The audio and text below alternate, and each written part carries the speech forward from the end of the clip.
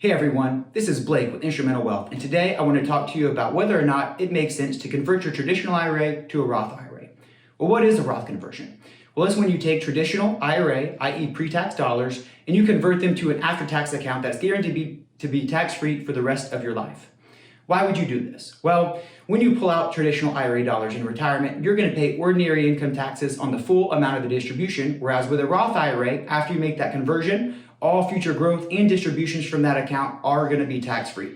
This means that in retirement, you're always going to have a tax-free source of funds that you can use for whatever purpose, even if tax rates go up in the future. Another thing to be mindful of is the 10-year rule, and it's also one of the benefits about making these Roth conversions during your life.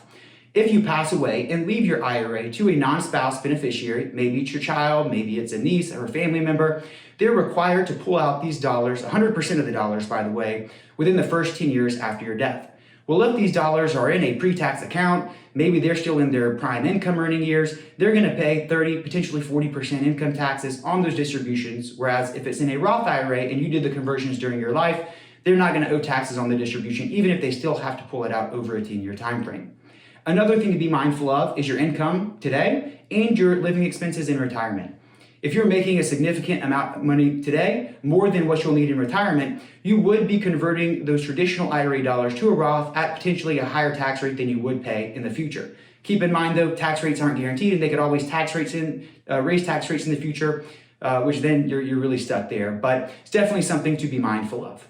Another thing to consider is also your time frame for retirement. If you're retiring maybe in your mid-50s or early 60s and there's still 12 years before you have to take out required minimum distributions, then you have some time to implement this strategy. It's not necessarily a rush. Also, you want to think about other assets on your balance sheet, maybe taxable brokerage accounts that you could live off of to effectively drive your tax rates down to zero and give you some time once you reach retirement in your low income tax bracket to perform those conversions. Clearly, a lot of different things to contemplate when making this decision. If you'd like to talk about how this strategy could play a role in you or your family's financial lives, please give us a call, shoot us an email, or feel free to use the calendar link provided to schedule some time with myself or your advisor to discuss this in more detail. Also, please don't forget to like and follow our social media pages. Thanks again and talk to you soon.